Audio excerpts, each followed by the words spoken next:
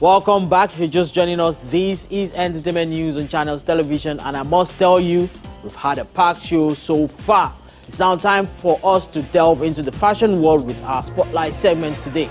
And we have the traditional fashion brand, The Republic, which recently unveiled its new collection in the fashion runway style in Abuja recently.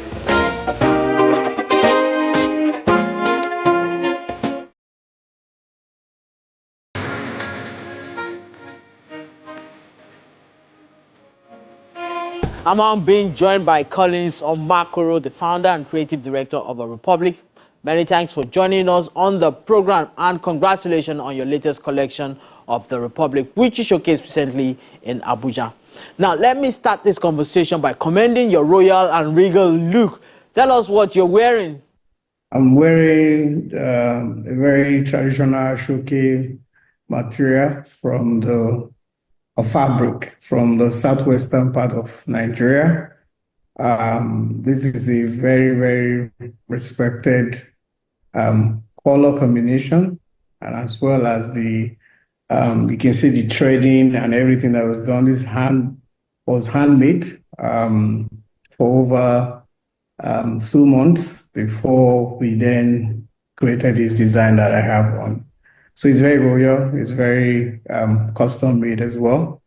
And of course, it just speaks to the quality of what we have within that region.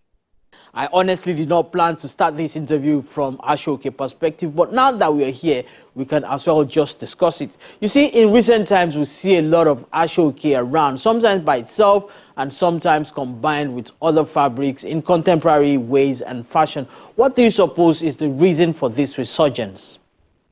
I think one thing that I will start with, Africa fashion literally has also followed the kind of respect and regards that we have also then see across cultural aspect of Africa, and which obviously has not been given that sort of regards or accorded the kind of amplification that it should actually carry. So one of the core reasons why the Republic was also set up was essentially to amplify African heritage and values through apparel, through cultural, and then telling the story around all of these African beautiful fabrics, and then using that to restate ourselves as Africans across the globe and, of course, across Africa.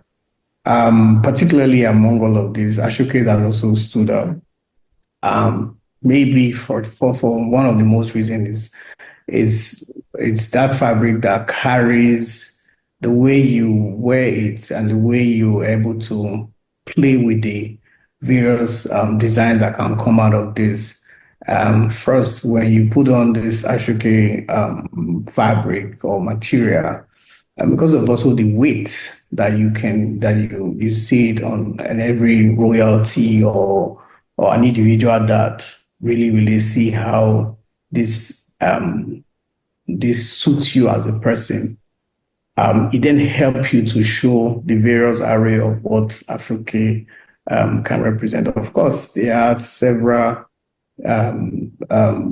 patterns that we have seen from this, but each design, when combined effectively or creatively, come out looking so good. So that's why you see a whole lot of designers today can play with various Aso-Oke patterns or prints. It's beautiful to see the kind of attention Nigerian designs get on the international stages. So speak to us about the space of African design in the global market. Are they wearing our clothes? Are these design on display and accessible in global markets beyond just the ones for Nigerians and maybe Africans in the diaspora? Okay, I think again, I'll tell you this. I think it's a no-brainer. I'll use myself as a case study and a few of my other friends that I know within this space. In 2017, I attended the Africa Global Chamber of Commerce. We were invited to Chicago to showcase a few of our apparel and design. It was a 4-day event in Chicago.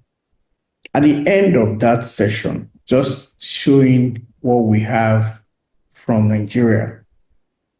I had three investors that were willing to even invest. At that time, I was just starting. I had it as a side hustle with my 9 to 5. So it wasn't at a professional level. But at that level, the appeal was so good that I had three stores in Chicago that I wanted me to be supplying them. And that relationship is still on to date. So if people are not consuming it, they will not ask for more orders. That's one.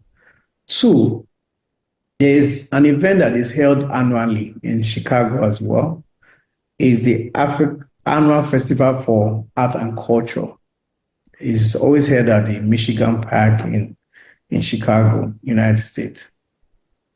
It's a week-long event that you see apparels and artwork across Africa and other continents.